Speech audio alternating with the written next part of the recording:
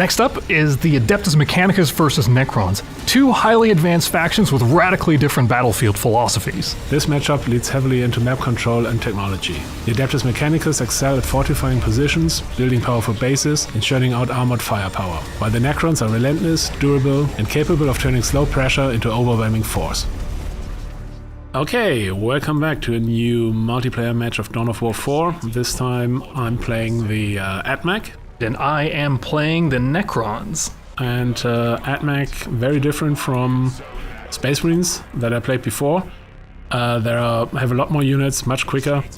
So, you know, I can expand a little bit more aggressive.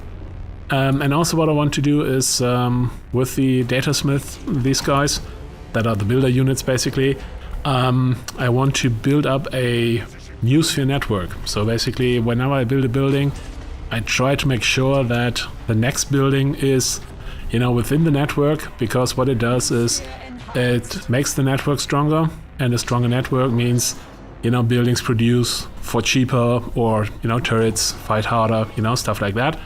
And so, yeah, one of the big things I want to do is build this new sphere network. Indeed, indeed. And as for the Necrons, my primary objective, what I want to do is I want to spread the power matrix, which is this funky looking effect that you can see on the terrain here. It is spread, as you can see, by every or almost every Necron structure. So Necrons don't need power or requisition or all those other things that the vermin species require in order to host their armies. We have only one resource, and it's called Dominion, which is earned by spreading this power matrix. The further out we spread it, the more we earn of it.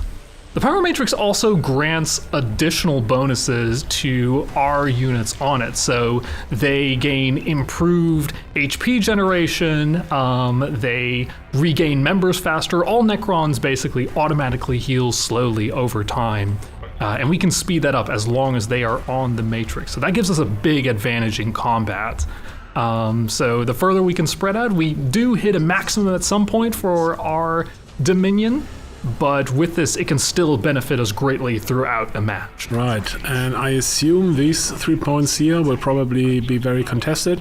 So what I'm trying to do now is basically spread the network to the points, because this helps me in two different ways.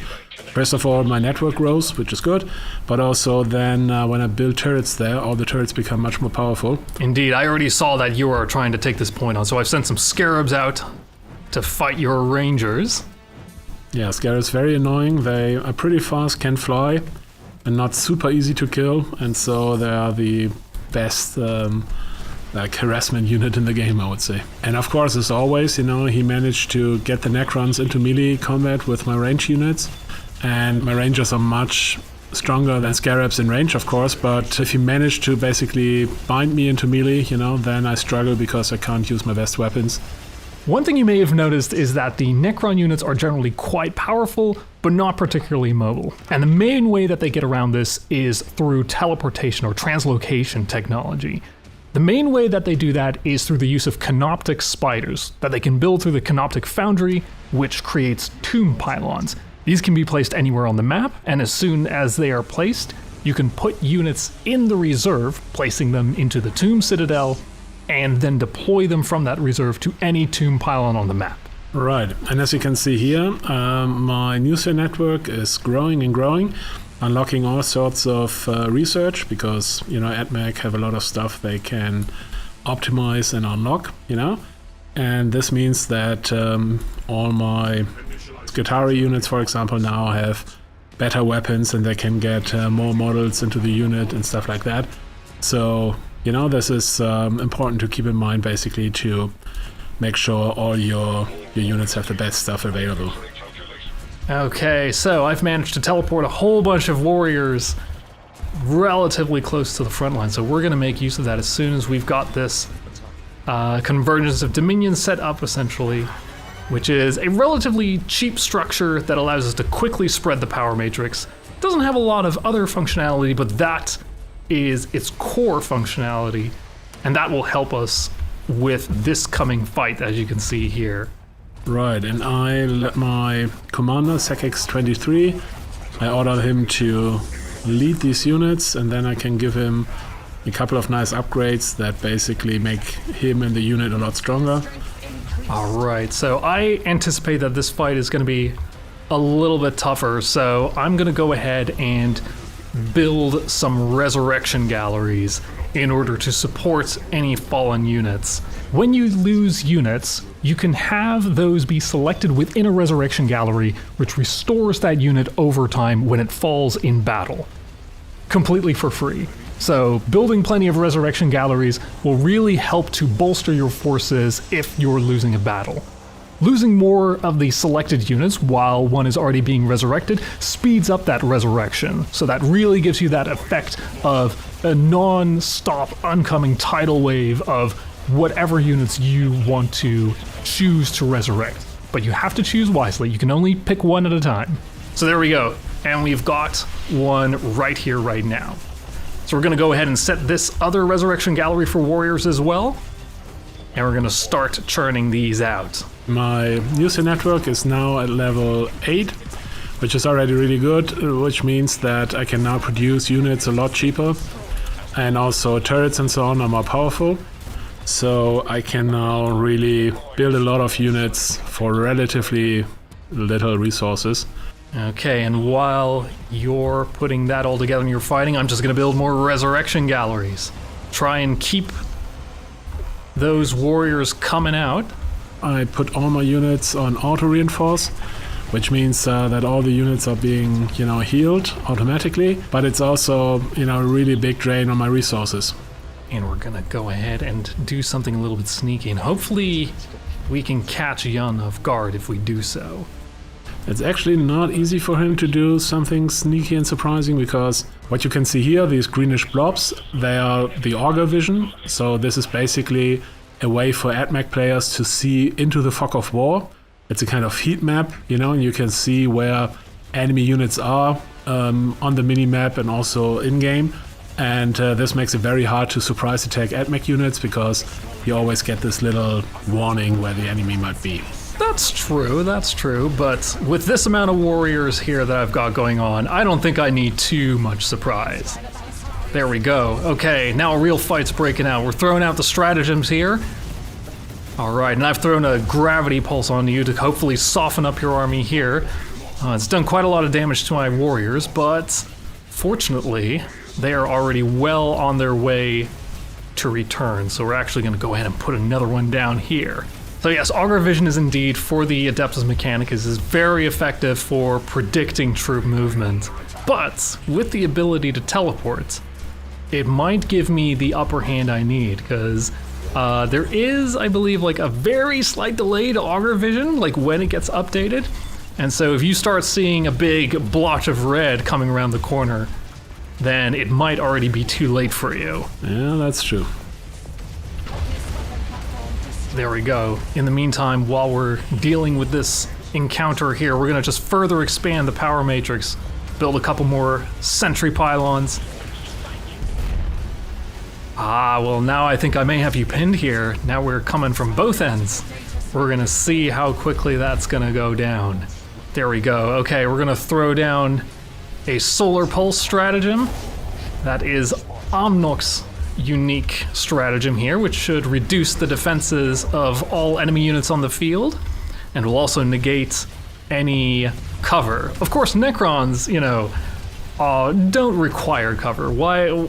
If you have no fear of death, then why should you ever use something like that? We're just going to march forward, and we're going to try and push forward as far as we can. We're going to see how long, whether Jan can deal with that or not. Let's find out. Yeah, I mean, this is definitely now something I want to hold. So I put some auto reinforcements in here, just to make sure I don't lose the most important units. I'm gonna very gently start teching up here and trying to get some more effective units, because I'm starting to see here that you can now out-damage and out-fell my warriors faster than I can regenerate them. So that means I'm going to have to move on to some slightly more effective tactics from here on out. I think I retreat. Don't want to lose my commander. This is a lot of Necrons. Yeah. I've this is a pretty strong tactic that I've found that Necrons can work with. But we'll see if it's enough to repel your attacks here. Ooh, there we go. Okay, we're gonna throw a gravity pulse stratagem over here, soften up your forces. Let's get out of the way. I have some resource problems here because, as you can see, I have relatively high upkeep because my army is so big, and also when you control a lot of points, then each additional points you control gives you a little bit less resources. And both of that combined, oh, and I forgot to build generators here. All of that combined meant I did not have as much resources as I wanted to have. But now I have my stratagem back, so that is helpful. And also, I mean, his warriors are pretty good against a lot of things, but not against tanks, right? So these guys can hopefully keep them away for a while. Looks like I was able to repel the brunt of your force, but looks like it's going to take a little bit more. So I'm going to send in some wraiths here, using hyper phasing to get through obstacles and the like, and make sure that I don't get bogged down by melee, so I can just hit your units straight on. Yeah, my production is running well. Everything is relatively cheap now that my user network is big enough. But actually, let me make it even bigger, because even bigger means even cheaper units. There we go. Okay, I've got one of the Necron endgame units out, which is the Monolith. So we're gonna teleport this bad boy straight over here to come and deal with your forces. And we're gonna start deploying units from it, from reserve, same as we do with the tomb pylons. There we go. And then we're just gonna move forward until we hit your headquarters. Get our Lich Guards out. Oh my goodness. They were just taken out by that Scorpius Disintegrator. We're gonna have to take care of that. There we go. Ooh, that was a little bit too close. Probably shouldn't have done that. That's a mistake on my part. Uh-oh, you got quite a few of these.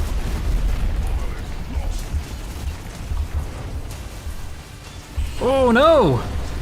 Yeah, that's the nice thing with the AdMech. The AdMech really strong production capabilities. And so, especially when you come close to my base, you know, then you better bring the goods. Okay, well, I guess if you come for the king, you best not miss. So I'm gonna give that another shot, but not to worry. In the meantime, while you've been dealing with that, I've been restoring my legion of warriors. Yeah, but now actually I come into your territory and looking for convergence of Dominion. So if I destroy enough of those, he will have resource problems on his own. That's very true. The Dominion the domain that a Necron can set up can be very, very strong, but it is relatively fragile internally. Like, if you don't have enough defenses from the center on, it can be quite vulnerable. Yeah, also let's see what we can deploy here. Maybe some sort of surprise. Uh-oh. Yeah. Ah, no. This is going to be a problem. I don't think so. I think it's going to be fun.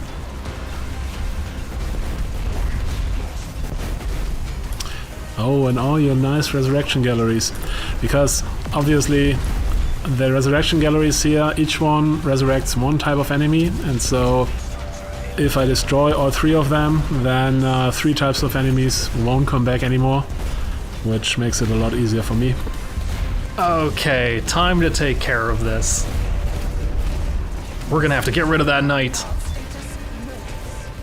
Fortunately, I've already got another monolith out. We're just gonna teleport it as fast as we can. This is not looking great for me, but I still have a few cards up my sleeve, and we almost have that knight down. Yeah? What I'll do is I'll see if I can... There we go. Get a few Canoptic Doomstalkers out to try and tackle it. Long range armor piercing should do the trick. Oh no, my knight! If only I had another one. Ah, no, not for real? We're going to go ahead and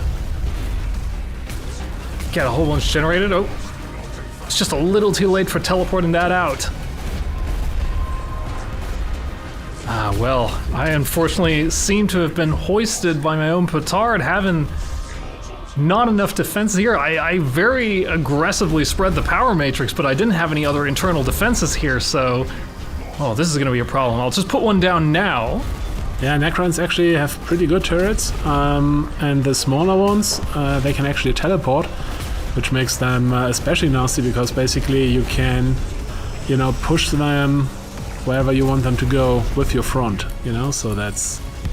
Oh, there it is. Oh. This is what I was looking for. Yeah, now I'm in danger. Well, it was a significant back and forth, Jan, but it looks like this is going to be a pretty decisive victory for you. Well played. Thank you. As it should be, the AdMech won. See you later.